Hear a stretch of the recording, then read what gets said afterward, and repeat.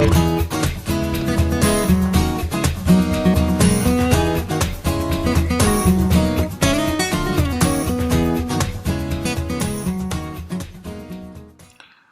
안녕하십니까. 임상웅입니다. 저는 지금 파리에 와 있는데요. 우리나라에서도 물론이지만은 프랑스를 포함한 유럽에서도 지금 코로나19로 인한 그 피해 규모가 조금씩 늘어나는 그런 상황에서 프랑스 정부도 역시 긴장을 늦추지 않는 그런 모습입니다. 현재 프랑스 같은 경우에는 확진자가 지금 녹음하고 있는 3월 4일 기준으로 212명이 된 것 같고요. 사망자가 4명이 나왔습니다. 한국만큼 그 피해 규모가 아직 커지진 않았지만은 정부 차원에서는 많은 그 고민을 안고 있는 것 같습니다.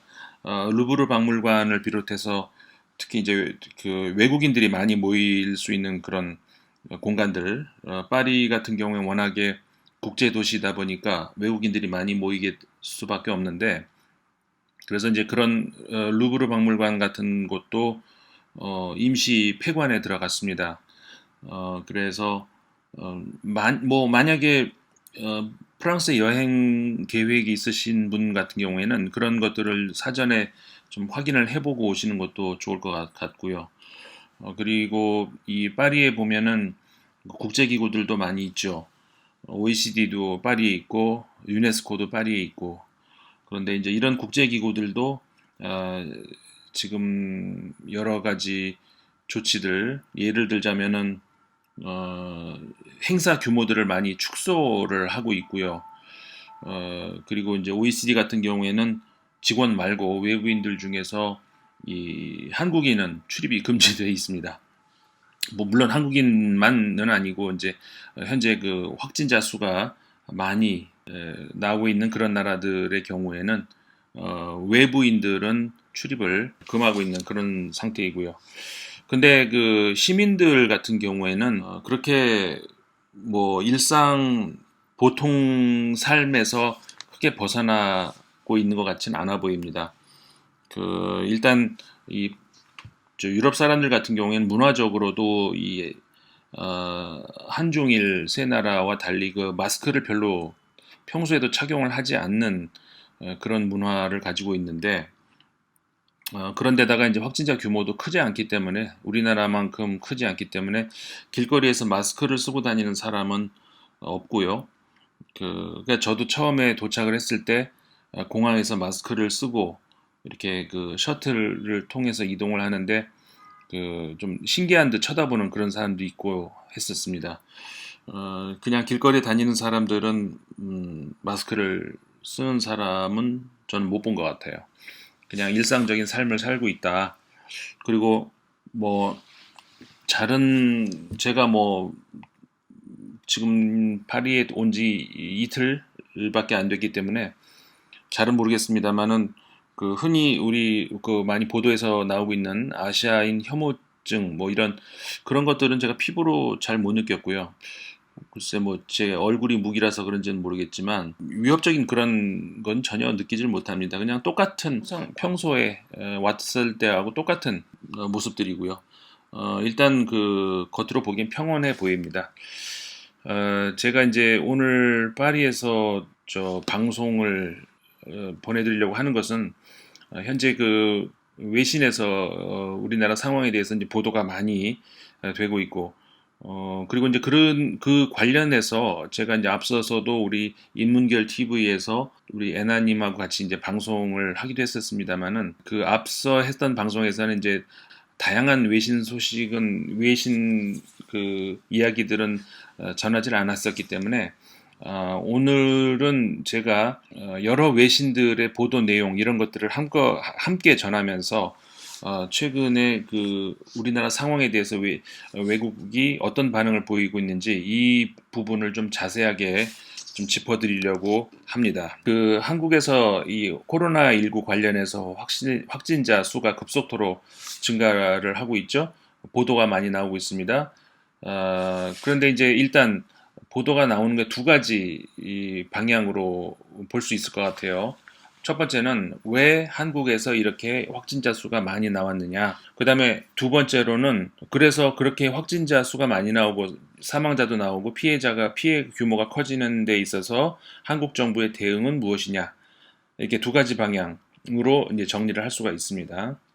한 가지씩 제가 소개를 해드릴 거고, 그러니까 첫 번째, 왜 한국에서 이렇게 코로나19 피해 규모가 커졌는가? 그 내용 안에서 보자면은 역시 또 두 가지로 나눌 수 있습니다. 그 두 가지가 이제 시간차를 두고 나오고 있는데요. 우리 모두 기억하십니다만은 지난달 중순이었죠. 2월 18일에 그 31번 확진자가 발견이 됐죠. 그 이후로 속도가 이제 아주 빠른 속도로 한국의 이제 피해 규모가 커지고 있는데 그때 그 당시에 외신들의 보도 이 보도들은 주로 이 신흥 종교 글쎄 종교라고 해야 될까요? 글쎄요. 신천지 교회의 움직임에 주목을 했습니다. 뭐 예를 들어서 미국의 블룸버그 통신 같은 경우 지난달 23일자 보도에서 한국의 확진자 수가 급증한 배경에는 이 불투명한 종파가 있다. 그러니까 opaque sect라고 얘기를 해서 좀 잘 알려지지 않은 투명하지 않은 그런 종파인데 그런 신천지 예수교회 교인들과 관련관성이 있다. 이렇게 보도를 하기 시작을 했고요. 프랑스의 르몽드 역시 지난달 22일 보도를 통해서 한국의 한 사이비 종교 단체, 불어로는 라섹트라고 흔히 합니다. 그러니까는 이단 종파를 얘기하는데 이런 종교 단체가 중국을 제외하고 일본의 다이아몬드 프린세스, 그러니까는 크루즈 유람선 그 이후에 가장 중요한 코로나 바이러스의 전염 진원지가 됐다 이렇게 보도를 했습니다. 일본의 마인치 신문도 역시 지난달 23일자 보도에서 감염자의 80% 가까이 신흥 종교단체 신천지의 신도가 방문한 교회 그리고 병원 여기와 접점이 있다. 그래서 신도로부터 감염이 급격히 퍼진 것으로 보인다. 이렇게 내용을 전하면서 신흥 종교의 교주가 태어난 고향이 이 경상북도 인데 그래서 이제 경상북도의 피해 규모가 가장 크다 이런 설명을 했습니다. 그러니까는 이 31번 확진자가 나온 이후에 이 한국에서의 피해 규모가 커지고 있다 이제 이렇게 이제 지목을 하고 있는 건데 이제 아까 르몽드 신문 말씀을 드렸죠. 르몽드에서 이런 내용이 소개가 됐었습니다. 신천지 이 교단의 규칙이 자신의 종교 활동을 감추라고 이제 지시를 하고 있고, 그래서 이제 자신의 정체를 감춘 상태에서 예배에 참석을 하고 있다. 이제 그런 내용들. 그다음에 특히 제가 이제 주목했던 언론이 오스트리아의 디 프레세라고 하는 언론인데요. 지난달 22일 이런 보도가 나왔습니다. 그러니까 이들의 교리와 관련해서 설명인데, 한국의 신천지 교회는 모든 감염학자들에게 악몽과 같은 존재다. 이유는 이들이 집회를 하는 데 있어서 이제 바닥에 앉아서 우리 뭐 잘 알고 있는 내용들이겠습니다만은 바닥에 앉아서 이 밀집한 상태에서 서로 이제 몸이 맞닿은 그런 상태에서 예배를 보는데 열이 있어도 마스크를 쓸 수가 없다. 그 이유가 이 신천지 교회에서 이 병이라는 병이 뭐냐? 이거는 이제 과거에 자신이 지은 죄에 대해서 하나님이 내린 벌이라고 여겨진다는 것이죠. 그러니까 자신이 병을 앓고 있을 때 그 내용을 공개를 하기가 어렵게 만드는 것이죠. 병이 있다고 공개를 하면 자기가 죄가 있었다는 뭐 그 이야기랑 마찬가지니까. 그래서 이제 처음에 이 코로나19 발병 사실이 알려진 다음에도 계속 이제 숨기고 그리고 이제 당국에도 숨기고 그리고 선교 활동을 계속 하라 이렇게 문자 지시도 내려졌다 이렇게 디프레세가 얘기를 하고 있죠. 그러면서 예배가 끝나고 나면 예배 후에 이 신도들은 신앙인지 바이러스인지는 모르지만 어쨌든 뭔가 전파하러 길거리로 나선다. 유럽식 유머라고 블랙 코미디라고 할 수가 있을까요? 그런 내용을 전하기도 했고요. 블룸버그 통신 같은 경우에 지난 2일자 보도에서요. 뭐 2일이니까는 그 이만희 교주가 그 기자회견한 직후죠. 지금 현재 제가 이 방송을 녹음하고 있는 이 시점까지 뭐 주로 사실관계 보도가 나왔습니다. 이제 사죄를 했다, 뭐 엎드려 절을 했다 등등 이런 얘기가 나왔는데 특히 그 마스크를 착용하고 있는 거 이게 한국에서는 많이들 주목을 했었죠. 근데 이제 그 스페인의 엘문도라는 신문이 있습니다. 그러니까 스페인의 주요 일간지를 보면은 엘 파이스라는 신문이 있고 엘문도라는 신문이 있고 이 두 개가 이제 양대 유력 일간지인데 엘 파이스가 발행 부수로는 1위고 이 엘문도가 2위고 뭐 이 정도 됩니다. 근데 이 엘문도 같은 경우에 지난 1일자였는데 그런 보도를 했어요. 그러니까 신천지 교도들은 다 이 면역이 되어 있기 때문에 교를 믿으면 면역이 되어 있어서 영생한다, 영생하는 삶을 산다 이렇게 가르치고 있다는 거. 그래서 이제 마스크를 쓸 필요가 없다는 것이죠. 그래서 마스크를 안 쓰는데 그리고 또 마스크를 착용하는 것은 신에 대한 무례다. 그래서 착용하지 말라고 이제 지시를 하고 있다고 보도를 합니다. 그러니까 뭐 바이러스를 전파하기 위한 악조건은 다 갖췄다고 얘기할 수가 있는 거죠. 그러니까 처음에 한국에서 이 확진자가 갑자기 급격하게 늘어난 이유와 관련해서 신천지 교회와 관련이 있다 이런 내용들이 이제 초반에 이렇게 보도가 됐었고, 근데 이제 제가 이제 두 가지 유형이 있다 그랬잖아요. 두 번째 유형의 보도 이거는 비교적 최근 들어서 나오고 있습니다. 최근 들어서 보도되는 양상인데 한국에서 확진자 수가 크게 늘어나고 있는 이유는 역설적으로 한국이 검사를 철저하게 하고 있기 때문이라는 거죠. 그 국내 일각에서 뭐 앞서서도 제가 말씀을 드렸던 것 같기도 하고 다른 앞선 방송에서 정치권에서도 그렇죠. 한국의 확진자 수가 인구 대비로 하자면은 중국보다 더 많다. 이런 주장을 하는데요. 사실 지금 전 세계 많은 이 연구기관들은요. 확진자 수가 우리가 지금 확보하고 있는 그 자료들 그것은 사실 일부분이다. 빙산의 일각이다. 더 많은 확진자 수가 있다라고 이야기들을 하고 있습니다. 그런데 한국에서만 유독 드러난 이유는 그러니까 한국이 검사를 하기 때문이라는 거죠. 한국만 검사를 철저하게 하고 있기 때문에 한국에는 확진자 수가 많이 나오는 것이고 다른 나라는 검사를 철저하게 안 하니까 확진자 수가 안 나오고 있다는 거죠. 예를 들면 미국의 ABC 뉴스가 지난달 28일 보도를 한 것을 보면은요.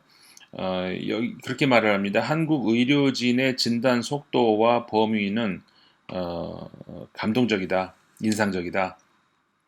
미국을 비롯한 그 어떤 나라에서도 볼 수 없는 그런 역량을 보여줬다. 이런 평가를 내렸습니다. 그러면서 예로 들었던 것이 이제 지금은 시점이 더 많아졌죠. 지난달 27일 오후 4시 기준으로 집계했던 그 한국과 미국과 일본 세 나라의 조사 상황을 들었는데 그 당시 시점으로 보면은요.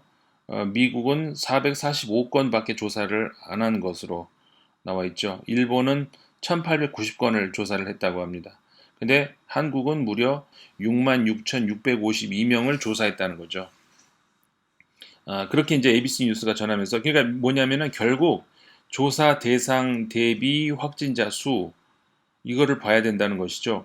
우리나라의 확진자 수가 많은 이유 무려 이 같은 기준으로 66,652명을 조사를 해서 거기서 나온 확진자라는 것이고 미국의 확진자 수, 그다음 일본의 확진자 수, 앞서 말씀드렸던 그 정도 규모의 조사에서 나온 확진자 수라는 겁니다. 다시 말해서 확진율, 그러니까 조사 대상 대비 확진자 수를 얘기하는 것이죠. 이 확진율을 보면은 우리나라보다 지금 일본과 미국이 확진자 수가 훨씬 많다는 사실이 드러난다는 거죠. 이게 그러니까 우리나라도 우려스럽지만 지금 전 세계적으로 정확한 이 코로나19의 규모를 알 수가 없다, 가늠할 수 없다, 우려스럽다는 건데요. 뉴욕에서 어떤 뉴요커라고 하는 시사지가 있죠. 뉴욕에서 나오는 최근을 보면은 트럼프 대통령이 마스크를 쓰고 있는데 입을 가리는 게 아니라 눈을 가리고 있는 그런 모습을 표지로 게재했습니다. 그러면서 미국이 이제 코로나19 확산에 눈을 가리고 있다고 비판을 한 건데요. 뉴욕 타임즈 같은 경우에는 또 2일자 보도에서 미국에서 코로나19를 검사할 수 있는 진단 키트가 부족하다 이런 내용을 전하고 있습니다. 그리고 그나마 있는 것에도 결함이 있다고 하죠. 그렇게 이제 그 보도를 하면서 이제 미국의 이 검사 시스템이 너무 허술하다 이런 비판을 하고 있는데 CNBC라는 방송이 있죠. 그 방송에서도 한 그 매트 메카시라고 하는 뉴욕에서 근무하는 내과 의사와 인터뷰를 한 내용이 이제 방영됐는데 한국은 지금까지 10만 명이 검사를 받았는데 미국은 지난달 29일까지 검사 받은 사람이 고작 472명이다. 그럴 수밖에 없는 것이요. 뭐 아시는 분은 잘 아시지만 미국의 고질적인 보험 문제, 보험 체계 보도된 것도 한국 언론에도 보도가 됐습니다만은 어느 사람의 경우 검사를 받았는데 400만 원이 나왔다고 하죠. 400만 원. 근데 이제 보험이 적용이 돼서 그나마 보험이 적용이 돼서 결국 이 사람이 지불한 돈은 170만 원이었다는 겁니다. 보험 혜택을 받아서 170만 원을 내고 검사를 받는다는 것이죠. 그런 검사를 누가 받겠습니까? 그러니까 미국은 검사 받은 사람이 그 정도 100단위밖에 안 된다는 거죠. 그러니 그 지금 미국에서 정확하게 확진자가 얼마나 되는지는 우리가 알 수가 없다는 겁니다. 지금 상황이 그렇게 되고 있다는 거예요. 일본 언론도 최근 들어서 상황이 이상하다. 한국이 확진자가 이렇게 많은데 우리나라는 그러니까 일본 입장에서 우리는 이렇게 적을 수가 있나 뭔가 이상하다. 이 점에 주목을 하기 시작을 했죠. 지난달 28일입니다. 그러니까 2월 28일이죠. 일본의 마이니치 신문 진보 성향의 언론입니다. 보도를 했는데 한국은 하루에 8,000건을 처리를 한다. 그래서 이제 27일 저녁 당시 현재로 누계 6만 명 이상을 바이러스 검사를 실시하는 등 아주 두터운 검사 태세를 취하고 있는데 일본은 그렇지 못하다는 것이죠. 그러면서 이제 미국의 스코트 고드리브 전 식품의약품 장관의 말을 인용을 했는데 지금 한국에서 하고 있는 이런 방식, 이건 엄청난 진단 능력이다. 이렇게 말을 했다고 평가를 했고요. 심지어는 일본의 극우 성향의 신문이죠. 산케이 신문 같은 경우도 28일자 보도에서 한국에서 신종 코로나 바이러스의 감염자가 급증한 배경에는 이 검사 환경의 정비로 총 검사 수 자체가 크게 증가한 점도 있다. 이렇게 내용을 전하기도 했거든요.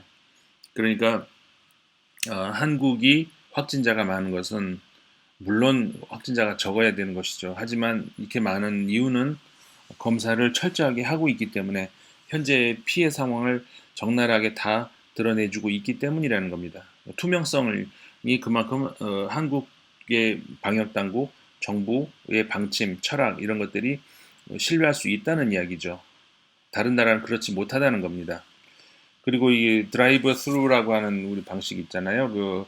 뭐라고 하죠? 패스트푸드점에서 이게 승용차로 승용차에서 내리지 않고 바로 이렇게 음식 받아가는 거 이런 거. 그게 이제 검사 시스템으로도 도입됐다고 하는 거 우리 잘 알고 계시잖아요. 그게 또 외국에서 이제 좋은 평가가 나오고 있는 것이죠. 일본의 니케이 신문이 그 내용을 전하면서 이제 호주나 이런 전문가들을 인용을 해서 이거는 정말 대단한 방식이다. 만세를 불러주고 싶다. 호주의 퀸슬랜드 대학의 그 이안 맥케이 박사라고 하는 사람이 그렇게 얘기를 했다고 이 니케이 일본의 니케이 신문이 전하죠.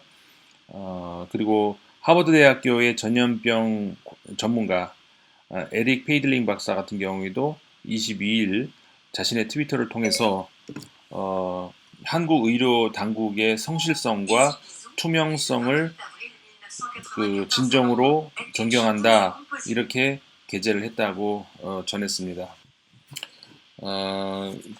자, 그러면은 처음에 제가 이제 말씀을 드렸었죠. 뭐냐면은 두 가지의 그 보도 방향.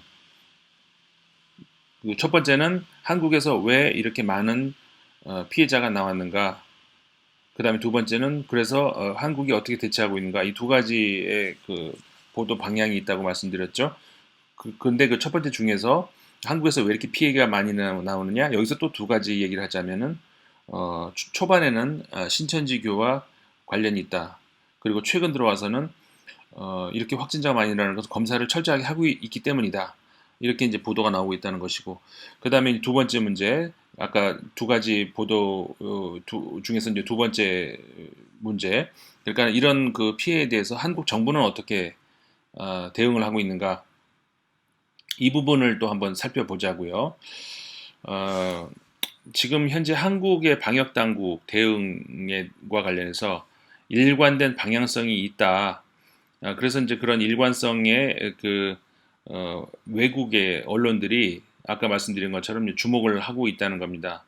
그리고 방역 당국들도 지금 매뉴얼이 없는 상황에서 한국이 어떻게 대비하고 있는지 여기에 이제 주시를 하고 있다는 거죠. 다시 말하면은 지금 그 아무것도 지금 맨손 백신도 없죠. 매뉴얼도 없어요. 이런 코로나19에 대해서 그 지금 한국 정부와 방역 당국 그리고 의료진이 하고 있는 이 방식들이 결국 전 세계의 매뉴얼이 되고 있다는 것은 지금 현 상황에서 분명한 사실이라고 볼 수가 있는 겁니다. 자, 여기서 우리는 한 가지 생각을 해볼 만한 주제가 있죠. 뭐냐면은 이 산케이 신문이 28일 보도를 했던 내용을 소개를 하면서 한번 이 문제거리를 끌어내 볼게요. 이런 내용을 전했습니다. 한국에서 양성 판정의 급증은 고도의 의료 기술을 의미하기도 하지만 반면에 해외에서 한국은 위험한 나라라는 인상을 심어줄 수도 있어서 이런 딜레마를 안고 있다. 이렇게 보도를 했거든요. 그러니까는 한국의 의료 제도, 그다음에 방역 기술, 그리고 정부의 일관된 추진력 이런 것들로 해서 투명성 이건 보장이 되는데 이렇게 다 모든 피해 상황이 노출되면서 한국은 위험한 나라라는 그런 인상을 줄 수도 있는 것 아니냐. 에, 그러면 이러지도 저러지도 딜레마라고 할 수가 있다는 것이죠. 자, 여기서 이제 제가 우리 이문결 TV를 보고 계시는 그리고 듣고 계신 분들은 물론이고 모든 국민들이 한번 생각해 봄직한 어떻게 보면은 그 근본적인 철학적인 문제라고 할 수가 있는데요. 한번 생각을 해보자는 그런 제안을 하고 싶습니다. 왜냐하면은 우린 주권자니까. 자, 국제사회에서 한국은 위험지역이라는 그런 오명을 쓴다 하더라도 이 국가는 철저한 검사와 투명한 공개를 해야 되겠는가? 아니면 반대로 국제사회의 우려를 피하기 위해서 그러면 어떻게 하면 되죠? 검사 대상을 줄이고 검사를 안 하면 되죠. 제가 한 방송에서도 얘기했지만 확진자 수를 줄일 수 있는 가장 효과적인 방법은 검사를 안 하면 됩니다. 그렇게 검사 대상을 줄이고 그러면 의료진도 덜 피곤하겠죠. 돈도 정부 예산도 안 들겠죠. 검사를 안 하면 간단하죠. 그렇게 검사를 안 해서 그러면 외국 국제사회에서도 한국은 확진자가 많지 않구나, 이제 줄어가고 있구나. 한마디로 조작이죠. 조작을 하면서 어, 투명하게 공개를 하지 말아야 되겠는가? 자, 둘 중에 하나의 선택을 해야 되는 그런 문제라고 하는 것입니다. 그러면 국민들이 선택을 하겠죠. 어느 쪽을 선택을 하느냐에 따라서 그 국가의 정책도 바뀔 수 있는 것이고, 결국 그게 그 국가의 미래까지 결정할 수 있는, 왜냐하면 이런 선택 하나하나가 그 국가의 어떤 그 국민적 어떤 그 이데올로기가 될 수 있는 것이죠. 국민의 철학이 될 수가 있는 것이죠. 결국 그 국가의 어떤 그 정체성, 국가의 미래를 좌우하게 되는 그런 중요한 질문이라는 겁니다. 어, 독일의 시사 주간지 슈피겔이라고 있는데 아주 유력지입니다. 그 최근호에서 코로나19와 관련해서 이런 기사가 또 있었어요. 한국 정부의 전략은 단호하고 투명하다. 제목이 이제 그렇게 돼 있었는데 그런 기사를 게재를 했는데 한국 정부는 환자들에게 대단한 그 양질의 의료 서비스를 제공하고 있는데 그것뿐만 아니라 그것 외에도 철저한 투명성에 초점을 맞추고 있다. 이렇게 이 언론이 평가를 했습니다. 그러니까 그 양질의 서비스 이거는 이제 제가 아까 말씀드렸던 그 보험 문제도 적용이 되는 것이죠. 우리나라는 검사를 받는데 무료로 받죠. 일본은 17만 원을 낸다고 합니다. 그것도 뭐 부담이 될 수 있는 사람들이 많이 있죠. 큰 돈이라고 할 수가 있죠. 근데 미국은 아까 제가 소개해드린 것처럼 보험을 적용 받아도 170만 원이라는 그런 검사 비용이 든다는 거죠. 아니 우리나라에서도 만약에 검사 비용이 170만 원이라면은 검사를 쉽게 받겠습니까? 안 받는 경우가 훨씬 많겠죠. 그럼 확진자 수는 지금의 몇십 분의 1로 줄을 거죠. 그런 문제는 거기에 있다는 겁니다. 어, 국가의 역할이 무엇인가 이런 거를 우리가 생각을 해볼 그런 대목이라는 거죠. 슈피겔지가 이렇게 보도를 하고 있습니다. 코로나19 위기가 시작될 때부터 한국 정부는 확진자의 방문 장소, 방문 일시 이런 것들을 아주 정확하게 기록하고 전체를 국민들에게 공개하는 그러니까 이런 투명한 대응을 처음부터 하고 있었다 이렇게 내용을 전하고 있고요. 그 외에 많은 외신들이 그 한국의 확진자 동선 정보 다 제공하죠. 이건 놀라울 정도로 세밀하게 공개가 돼 있다. 영국의 텔레그래프도 이제 그런 보도를 한번 했었죠. 등등 뭐 많은 언론들이 그런 보도를 하고 있습니다. 그러니까 이 주권자인 국민의 알 권리, 제가 늘 강조하듯이 포퓰리즘 국가가 아니라 민주주의 국가라면은 옛다 뭐 하나 뭐 던져주마 그런 의미의 정보가 아니고 우리 거니까 우리가 알아야 된다는 것이죠. 그런 정보를 그냥 던져주는 그걸 받아먹는 이런 차원의 정보가 아니고 우리가 알아야 되는 우리가 주권자니까 그러니까 우리에게는 투명하게 모든 정보가 이제 공개가 돼야 된다. 물론 전략적으로 정보의 정보의 그 종류 중에는 특정 집단이 그 밖으로 누설하지 말아야 될 정보들이 있죠. 전략적으로. 당연히 정부, 국가 차원에서도 그런 게 있을 수 있죠. 근데 그런 것들을 국민들에게 그런 것까지 공개를 해야 될 의무는 없지만 그런 그 일부 예외적인 것을 제외한다면은 국민에게는 모든 이런 정보를 투명하게 제공을 해야 되는 것이 이제 국가다. 주권 재민의 국가다. 이렇게 얘기를 할 수가 있는 건데 그런데 이게 이제 이런 또 질문도 옆에 할 수 있을 겁니다. 그거는 뭐 그렇다. 그러니까 정치 철학적인 그런 차원에서 그렇게 얘기를 할 수 있을지 모르겠는데, 근데 의학적으로도 방역 차원에서 그렇게 투명하게 다 공개하는 것이 효과적이냐 그 문제도 나올 수가 있는 것이죠. 근데 이제 그 문제와 관련해서도 외신들이 보도를 합니다. 예를 들어서 지난 그러니까 미국의 LA 타임스 같은 경우가 보도한 건데요. 지금 현재 한국 정부가 지향하고 있는 투명한 대응 이것과 관련해서 하버드 대학교의 첸 공중 보건대학의 전염병 관련 전문가의 말을 인용을 하고 있습니다. 그 미하일 미나 박사라고 하는 사람 말을 이용을 해서 이렇게 상세한 데이터는 한국에서 제공하고 있는 이 정도로 상세하게 만들어 놓은 데이터는 전 세계 전문가들이 바이러스의 전파 경로와 속도를 파악하는 데 큰 도움이 된다. 이렇게 말을 했다고 LA 타임스가 전했거든요. 그러니까는 지금 한국의 의료진, 방역 당국, 정부 당국이 취하고 있는 이 노력들, 이 행위들, 이 기록들 이런 것들이 전 세계에 매뉴얼이 되고 있다는 겁니다. 아까 그 슈피겔지 얘기도 있죠. 거기서도 이제 그런 보도가 나와요. 한국 정부의 접근 방식은 전 세계 의료진들에게 새로운 바이러스에 대한 중요한 단서를 제공할 수 있다. 중요한 단서를 제공할 수 있다. 결국 지금 현재 한국 의료진들의 이 의료 활동, 방역 활동 이런 것들이 매뉴얼이 된다는 것이죠. 연구를 전 세계 연구자들이 연구를 할 수 있도록 도와주는 그런 자료가 된다는 것이죠. 근데 다만 이제 유럽의 몇몇 국가들 같은 경우에 이제 정보보호법이라는 것이 우리나라보다 엄격하죠. 그래서 포괄적인 정보 공개, 투명하게 공개를 할 수가 없게 되어 있는 그런 나라들 많이 있다는 거죠. 그 점도 우리는 한번 생각을 해봐야 되는 겁니다. 과연 그게 옳을까?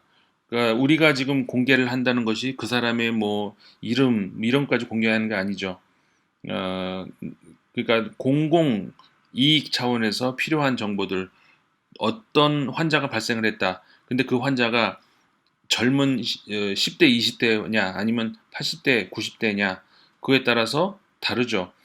만약에 지금 같은 경우처럼 코로나19에서 물론 생명의 존귀함은 나이가 중요하지 않습니다만 그거는 분명하죠. 하지만 우리가 그 병의 그 어떤 그 심각성 이런 것들을 알기 위해서는 20, 30대에서 10대에서 이 그 확진자 또는 사망자가 많이 나오느냐 아니면은 그 노약자층에서 많이 나오느냐 이거는 중요한 정보가 될 수가 있는 거죠.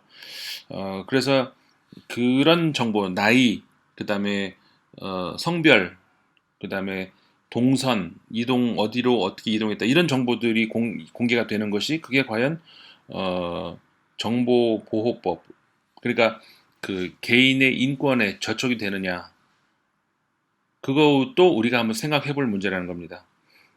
현재 우리나라가 시행하고 있는 것처럼 이런 정도의 정보 공개는 공익에 공익에 어, 들어맞는다. 그리고 개인의 사생활을 침해하는 정도는 아니다라고 이제 생각할 수 있는지 아니면은 그 거기에 대해서 이제 반대로 생각할 수 있는지 이것도 역시 주권자인 국민이 생각을 해봐야 된다는 문제라는 것이죠.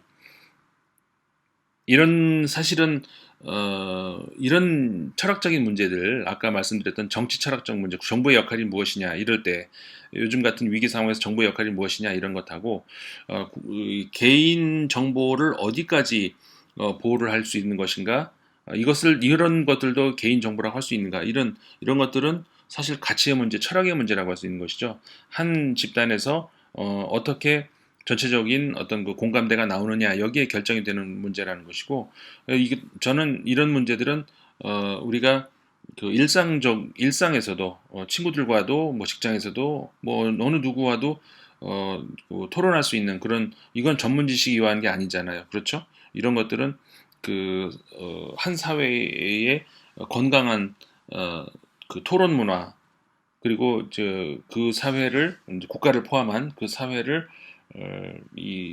그 건강한 사회로 계속 이렇게 유지할 수 있는 그런 힘이 된다고 생각을 합니다. 자, 어쨌든 그래서 이제 한국의 경우는 그렇게 투명한 모든 정보를 그러니까 정부가 투명성을 가지고 일관되게 공개를 하면서 정부와 민간이 그 같이 연대를 하면서 극복을 해나가는 그런 방식을 지금 취하고 있다는 것인데 그것이 정치 철학적으로도 그 다음에 지금 조금 전에 소개해드렸던 외신들의 보도를 보더라도 의료 효과성의 차원에서도 그것이 더 좋은 방향이다, 좋은 방향으로 가고 있다. 이렇게 이제 보도들이 주로 나오고 있다. 이렇게 소개를 해드릴 수 있을 것 같습니다. 이것과 관련해서 최근에 또 주목할 만한 언론이 하나가 사실은 제가 것을 소개해드리기 위해서 이 방송을 준비를 한 건데요. 지난 1일자 오스트리아의 디프레세, 아까 한번 소개해드렸죠. 그거는 이제 지난달 기사였는데 디프레세라고 하는 언론에서 좀 주목할 만한 기사가 하나 나왔습니다. 제목이 뭐냐면은 하나의 바이러스 두 개의 체제라고 하는 기사인데요. 내용이 이렇습니다. 요약을 해드리자면은 공산국가인 중국에서는 가혹한 강제 조치로 코로나19와 싸우고 있고 민주주의 체제를 지향하는 한국에서는 그 정반대의 방향으로 싸우고 있다. 그러면서 두 가지 사례를 소개를 합니다. 자, 지난 2월 중국 우한시에서 한 주민이 촬영한 영상, 거기 보면은 비명을 지르는 한 여성을 방호복을 입은 두 남성이 강제로 끌고 가는 모습이 담겨 있었죠. 이 장면. 그 다음에 두 번째 장면은 한국의 61세 여성이라고 표현을 하는데 이 신문에서 그러니까 31번 확진자를 말하는 거겠죠. 한국의 61세 여성은 검사를 받으라는 의사의 간절한 권고를 무시하고 검사를 받지 않았다.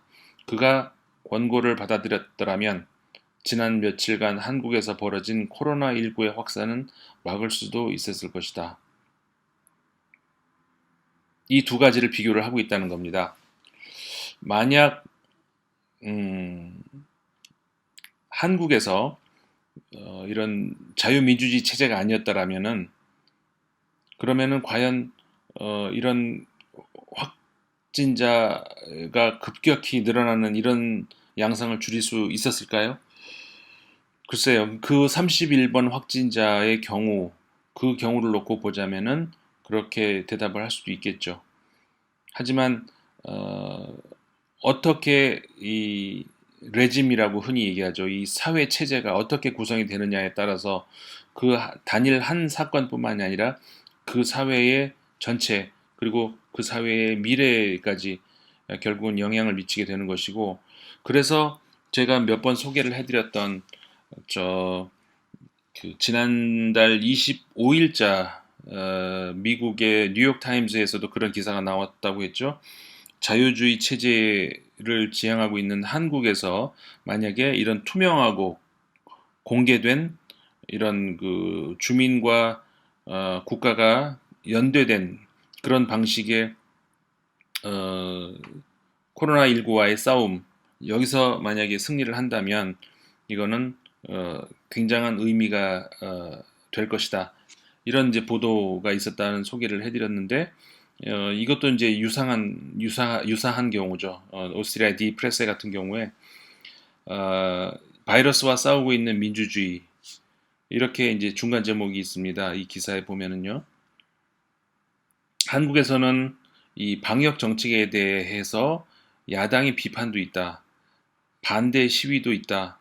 근데 중국에서는 비판적 시위도 없고 투명하지 못한 당 간부들의 행태를 비판할 수 있는 그런 독립적인 언론사도 없다. 이게 중국과 한국의 차이라는 것이죠. 자, 어느 단일 사건 하나를 놓고 과연 어느 체제가 더 효과적으로 막을 수 있을 것인가? 지금 중국과 한국은 정반대의 방향을 취하고 있다는 겁니다. 과연 어떤 체제가 더 우수할까요? 디프레세 같은 경우에는 한국학을 전공하고 있는 한 교수의 말을 아브라함이안이라고 하는 한 교수의 말을 인용을 하고 있는데 이렇게 말을 합니다. 지금 한국의 확진자 수가 부분적으로 높아 보이지만 그것은 한국이 뛰어난 진단 능력과 자유로운 언론 그리고 민주적으로 책임을 묻는 체계를 갖춘 나라이기 때문이다. 이렇게 말을 했다고 전했거든요. 어떻게 보면은 이런 코로나19와 같은 이런 감염, 전염병이 없어야 하는, 그래야 바람직한 사회겠죠. 하지만 냉엄한 현실은 인류 역사를 통틀어서 전염병은 늘 시간차를 두고 이 인류를 공격을 해 왔습니다. 지금 우리는 또 그 공격을 받고 있는 것이고요. 앞으로도 전염병이 사라진다라고 볼 수가 없는 것이죠. 또 새로운 어떤 전염병이 인류를 공격을 할 수도 있는 겁니다. 그런 상황에서 우리는 어떤 정부 형태, 어떤 사회적 가치관, 그리고 어떤 인문학적 그 뭐라고 할까요? 가치관, 이데올로기, 자세 이런 것들을 가지고 이들을 맞이할 것인가? 이런 문제들은 사실 의학적인 차원에서의 문제뿐만 아니라 어떻게 보면 더 근본적인 차원에서는 인문학적 판단 이런 것들이 모든 것들을 지휘할 수 있는 이런 중요한 어떤 지휘 본부와 같은 그런 역할을 할 수 있다는 것입니다. 지금과 같은 이런 바이러스의 공격 이런 것들이 없으면 더 좋았겠지만 이런 걸 계기로 해가지고 어떻게 보면은 우리가 또 한번 많은 차원의 인문학적 차원에서의 정치적 차원에서 사회적 차원에서의 그런 문제들을 생각해 볼 그런 기회를 제공했다라고 얘기를 할 수도 있을 것 같습니다. 모두가 이제 생각을 한 번씩 해볼 만한 그런 주제라고 생각이 들어서 한번 방송을 해봤고요. 모두가 현명한 지혜로 합심해서 이 바이러스 사태를 빨리 극복을 하기를 바라겠습니다. 오늘 방송은 여기서 마치겠습니다. 고맙습니다.